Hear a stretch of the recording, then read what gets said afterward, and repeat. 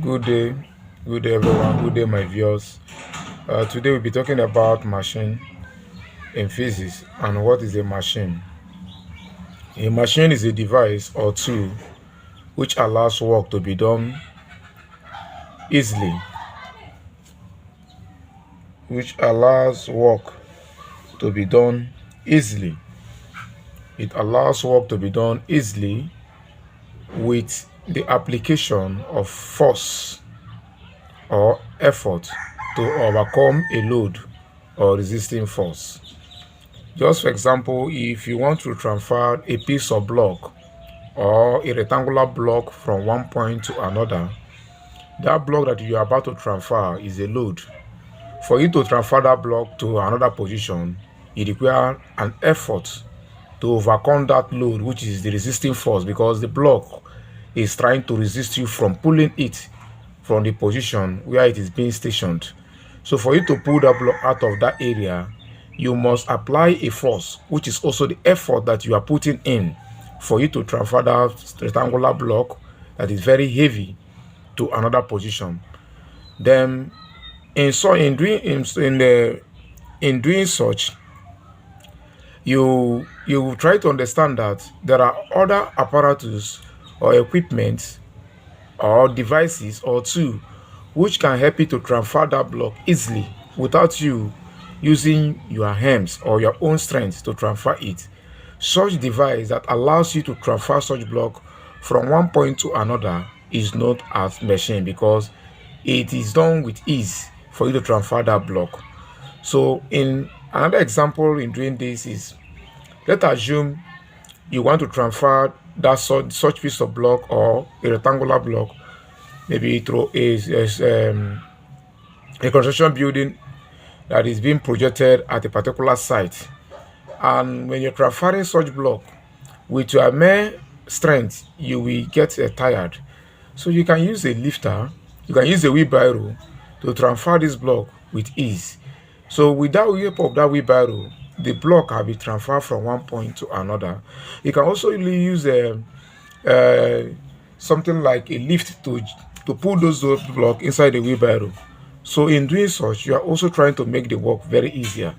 So a machine is a tool or device or an equipment that allows work to be done with ease in order and with the application of effort to overcome a load.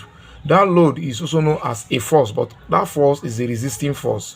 So that for you to overcome that force, you must apply an effort, or you must apply what is called a force to overcome such a resisting force.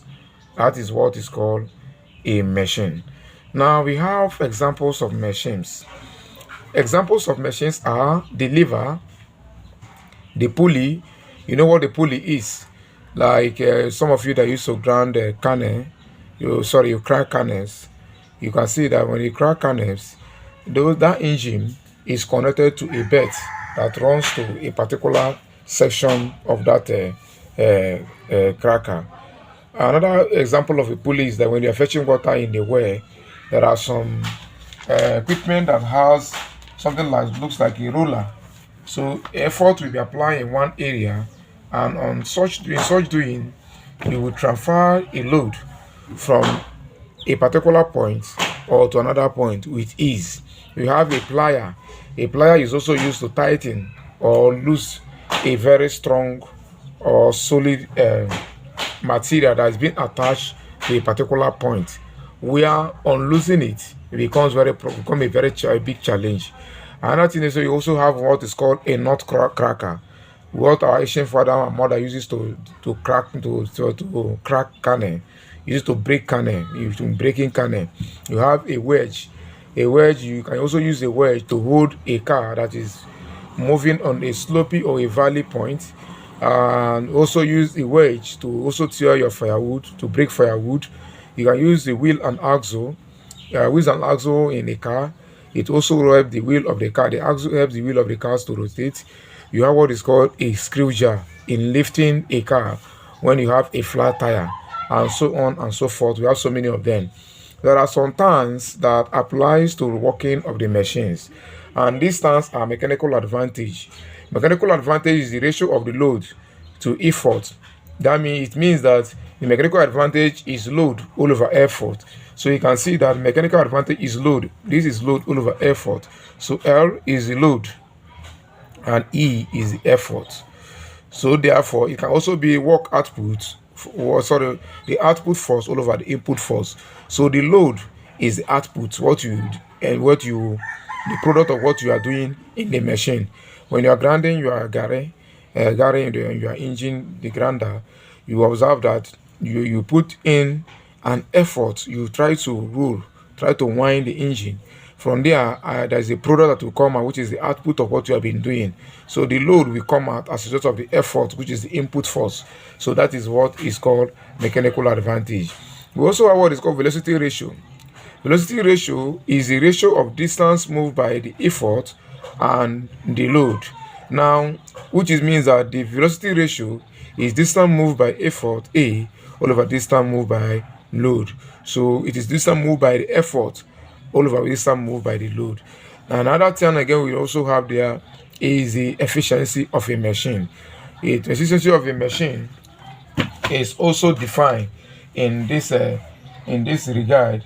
Like we know that a perfect or ideal machine has 100% efficiency.